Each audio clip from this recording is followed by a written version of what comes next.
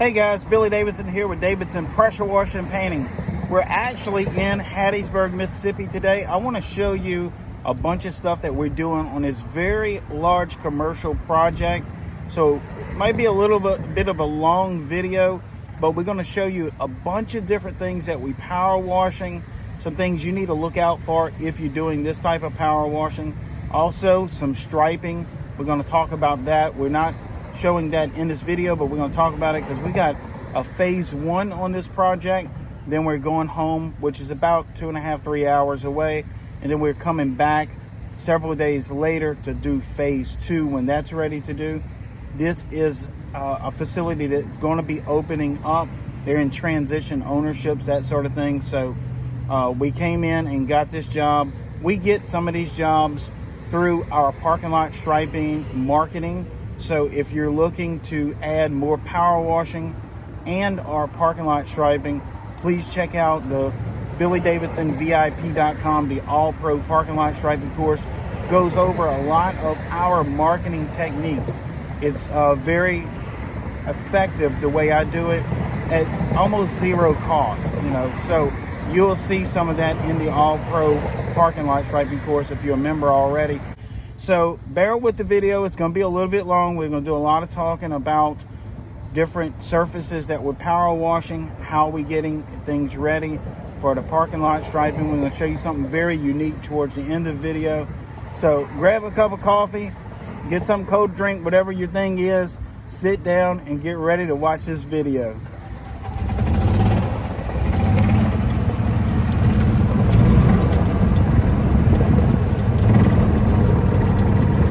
All right guys, we're back. The first thing we're going to talk about is cleaning this wood structure. This is one of the office buildings here on the premises, and forgive the noise in the background. I'm gonna just do this with my iPhone, nothing fancy, but I think the information may be invaluable to you. It could save you a bunch of problems if you do it the wrong way.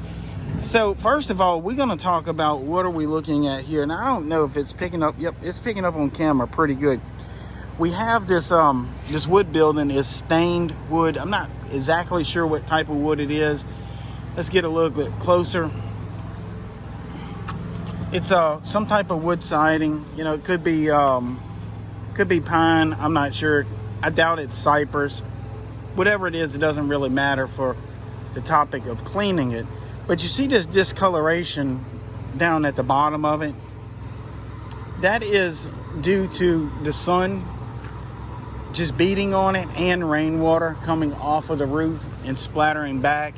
You can kind of see no gutters here, so that's probably what it's doing, is just splattering back and taking some of this stain or varnish off, whatever they have on it. Now, I get a lot of questions about this on the YouTube channel, and you can leave a comment below in the box. If you've never left a comment, now's your time. I'd like to hear from you. I know a lot of the guys watch the videos, they don't particularly leave comments. I'm kind of the same way. I've been trying to break that habit. Leave a comment or something. Really helps the channel out. If you've ever seen this, I want you to leave a comment below. I'm sure you have. That's where the rainwater bounces back. Another thing, this little bit of overhang offers some shade on the top part of it. So the bottom half of it is getting more sunlight. That UV light is what we really are referring to. That blue light on the spectrum. That UV light really tends to break down anything it comes in contact with. It gives you oxidation. It gives you quote unquote bleaching out of the wood surfaces. Just as if we left something out here in the direct sunlight for months or years, let's say a dark blue towel, eventually it would turn white. That UV light is going to bleach it out over time. So you need to bring this up to your customer. If you ever see something like this, this is something you're not going to be able to fix. There's a lot of problems on this building we're not going to be able to fix. But what we are tasked to do is to freshen it up and clean it up. So using sodium hypochlorite on this would be a no-go. But what would happen at that point if you use sodium hypochlorite on it, you would bleach us out fairly rapidly. It would all bleed down. You'd see brown water running off the building, and that would be your stain or your varnish or whatever is on it, and it would dry out, blotchy looking, and look horrible. So we let our customer know what we can do is come in here and get any mold or mildew off that may be on a flashing up there. Sometimes that's basically scrub brush, pump up sprayer. I'm not even comfortable with downstream in this building. So what we do, we target treat some of the mold and mildew, and it's a difficult cleaning process. So that raises our price up quite significantly.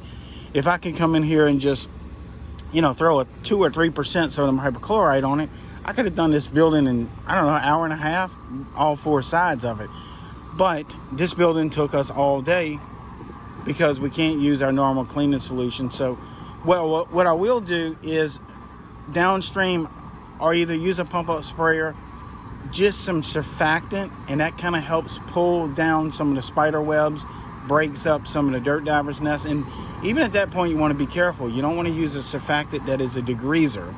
It just needs to be a plain surfactant that's designed to dissolve lipids and things like that. So if you use a strong degreaser, there again, sodium hypochlorite or degreaser can cause all of this varnish or stain just to bleed right off the building and cause a big issue.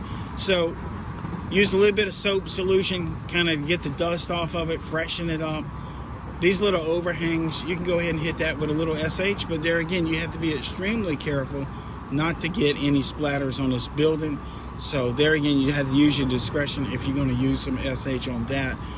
But just basically fresh water, rinse everything down, pull the spider webs down. It's scrub brush time. You know, that's one of these deals.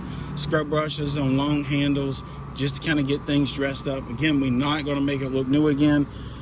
The only way I would use a surfactant or a degreaser on this building is if they had planned on re-varnishing it or reapplying stain to it.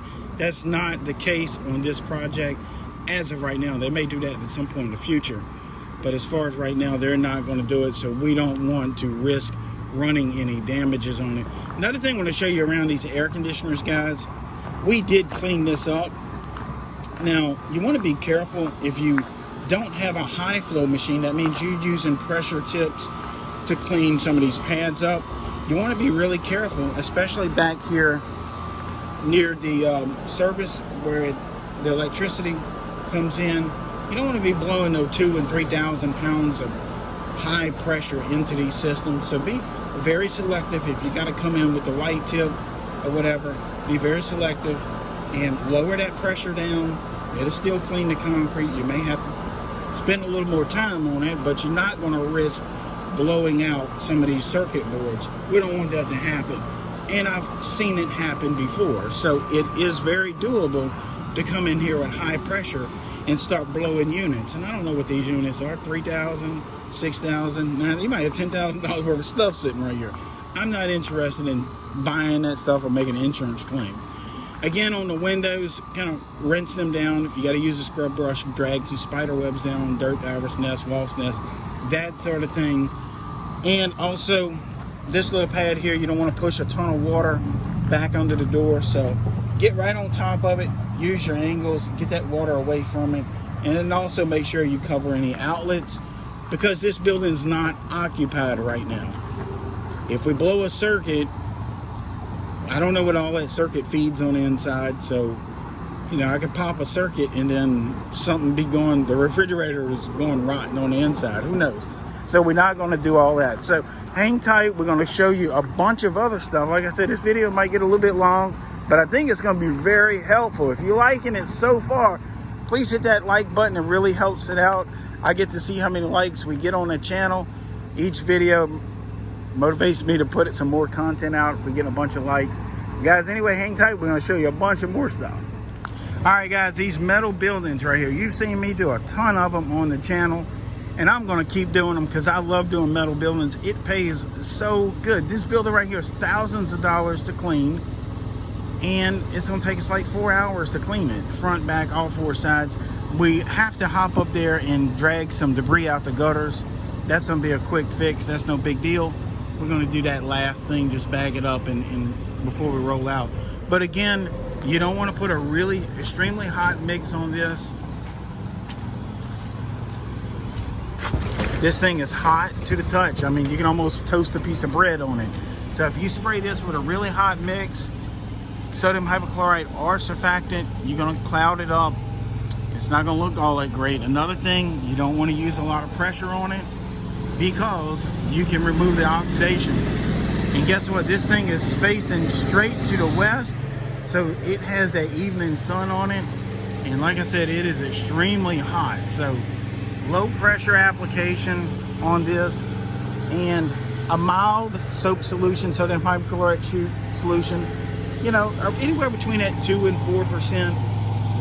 And then on top of it, I like to cool it off first. I wouldn't even put a 2% on this if I didn't cool it off first. And first thing I want to do is cool it off with fresh water, usually the pressure washers. And guys, I'm gonna tell you something about these pressure washers you might not know. Anytime you compress anything, air, fluids, Freon, whatever it is, you compress it and then it expands out the nozzle, it tends to lose some of the thermal energy. So the water coming out of a water hose that's not under pressure, let's just say for conversation, let's say the water is 72 degrees coming out of a water hose, or 72 degrees sitting in a buffer tank, you know, coming from the water spigot. Once it goes through the pressure washer and gets a bit compressed and squeezes out of that nozzle and expands, it loses some of that thermal energy.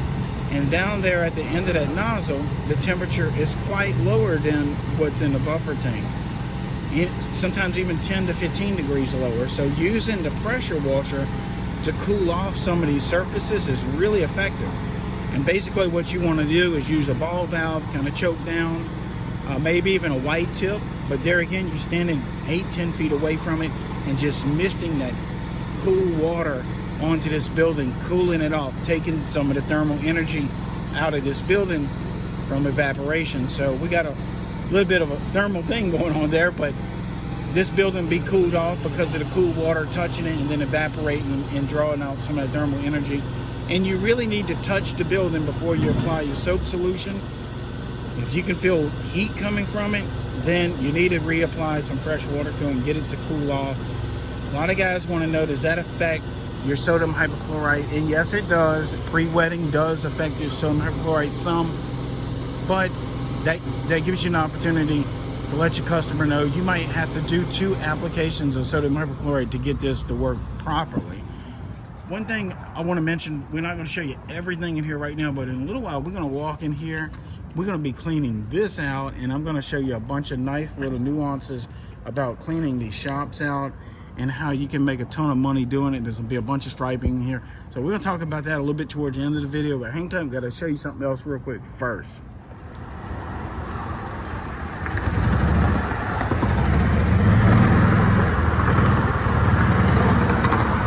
Guys, we're going to show you something up front here. This is a huge facility, so I'm taking advantage of not walking this whole place. So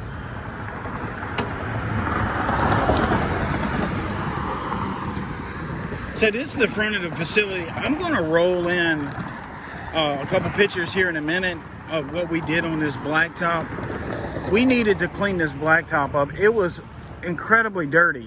There's a roadway over there that's sand and gravel. There's another one out to this side that's sand and gravel. All that gets tracked on it, but this has to be restriped.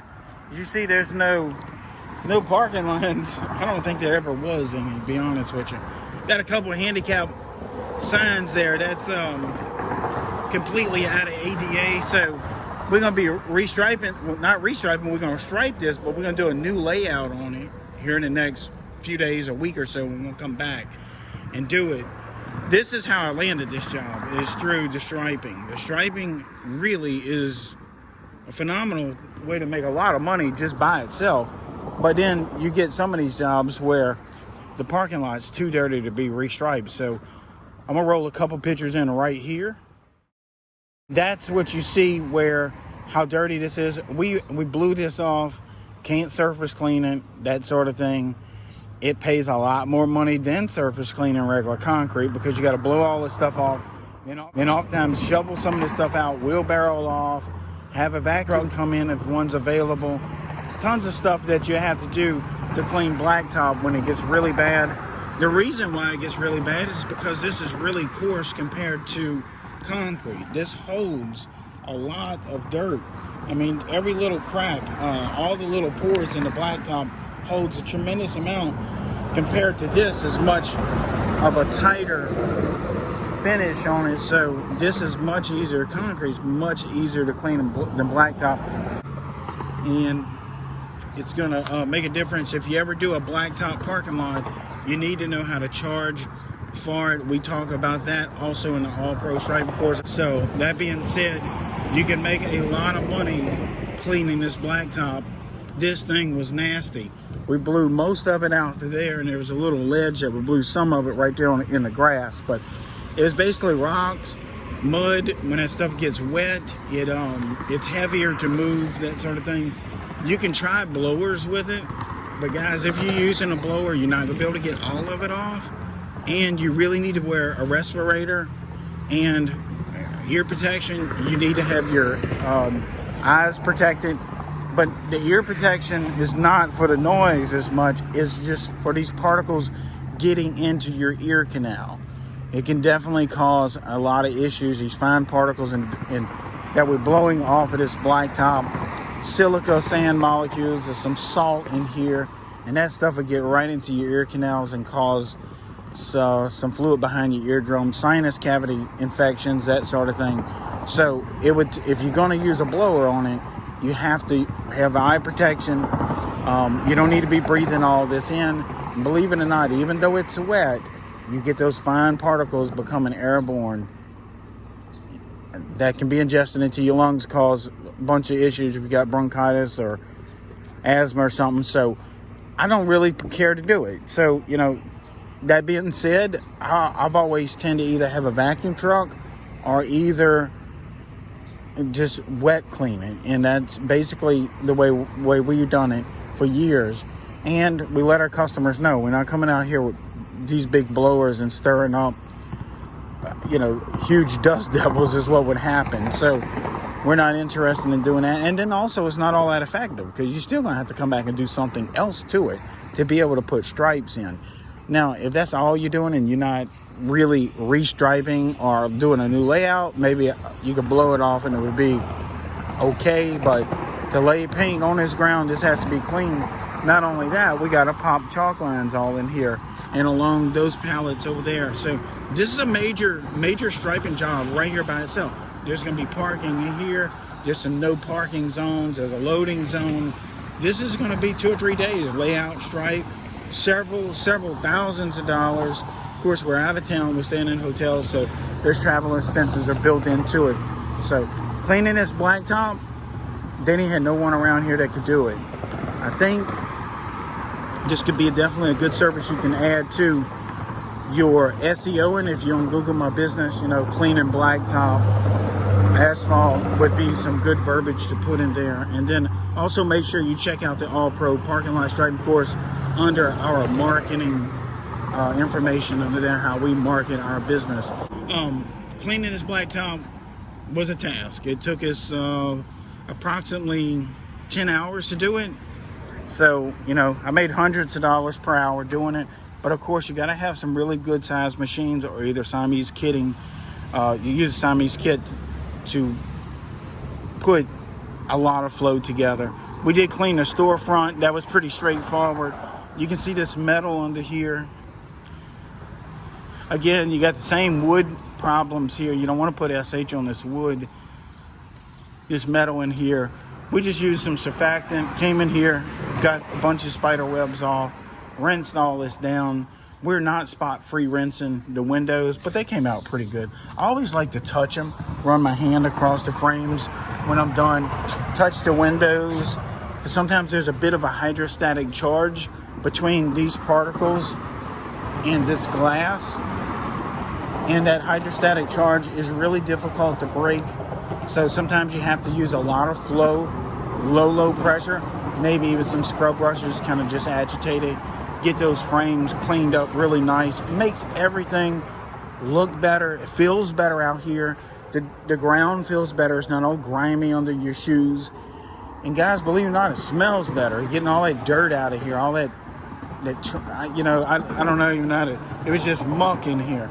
We went ahead and cleaned up some of their benches and tables while we were here, get all of this freshened up, and it came out pretty good. There's some stains and stuff out here, but this building's old. This building's been here a long time, so they're not interested in getting all of that done, but just get it all freshened up, get most of the gum off, that sort of thing. So hang tight. I'm going to show you some footage in the back of the shop, or inside that shop that we just seen a few minutes earlier. I'm going to show you, I'll talk to you how we're going to clean it, a little bit more about striping in there as well.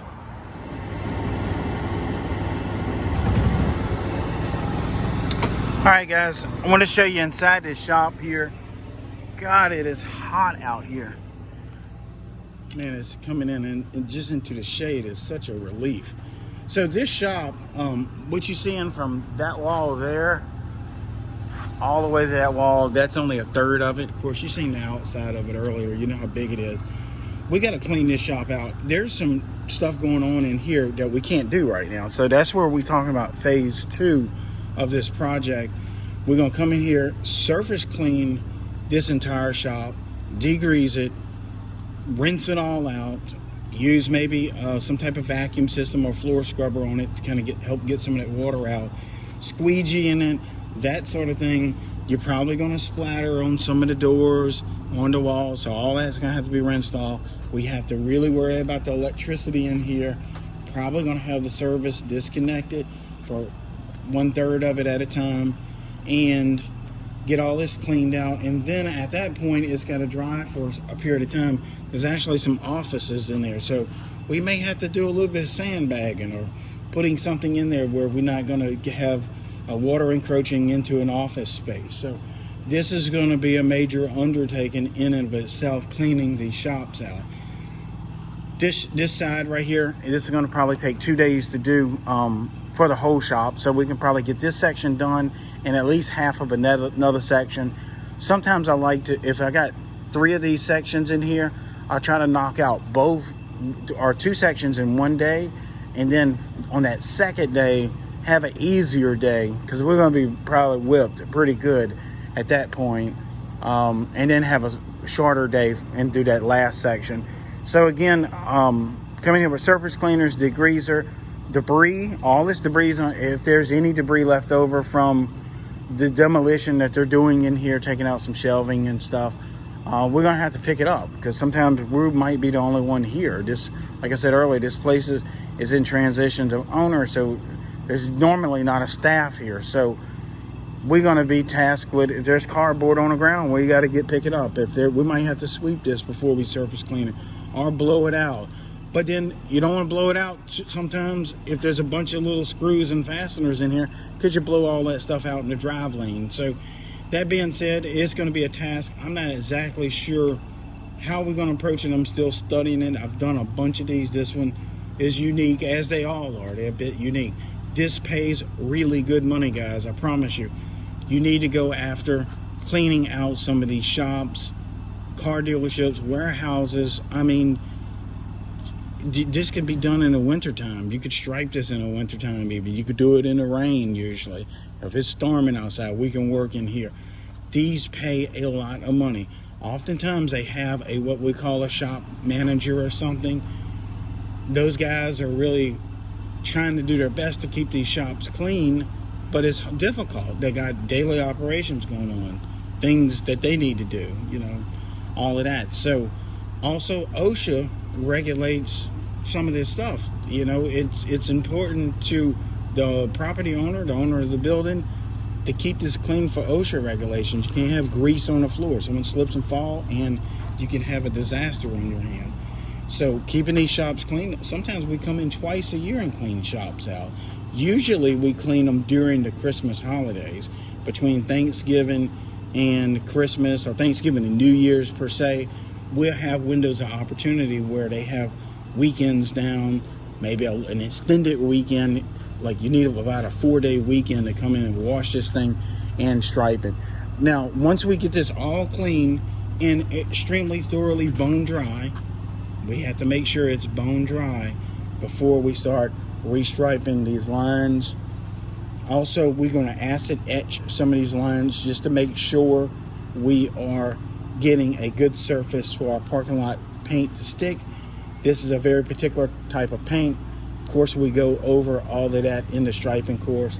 You can come in here and put the wrong paint down, and the next time someone sweeps or mops, your paint's going to come up and they're not going to be happy. So you got to put the right kind of paint down. And there may be some other things. Once I clean this out, I may see where they need some markings on the floor for our fire escape. You know, sometimes you got some regulations with that, and exit. Sometimes there's a red line that we put on floors going to an exit at very particular dimensions and things like that for the fire marshal. We're not sure about that. I got to get this place cleaned up and then start to study it a little bit. And usually I'll start looking at that as I'm cleaning it. So it's not like I got to come back and study it. As I'm getting things cleaned out and getting a feel for how things are going to go, I can make some recommendations. And I also we'll put that in our estimates up front, where we give some of those recommendations. And guys, also want to mention that whenever you're doing some of your estimations, if you're writing a proposal, what really has made me a super ton of extra money is putting notes below the cost. So once you total it out and you give them the total project cost, I'll put extra notes in there, recommendations, maybe things that they don't know about or things they haven't thought about. Particular when it deals with ADA stuff, I'll put recommendations in there for, like, let's say parking lot striping. They may be asking just for a restripe, but the curbing's not painted.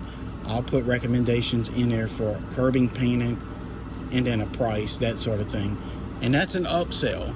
You know, that's like we always talk about, getting that little bit of extra upsell, because we're already there working.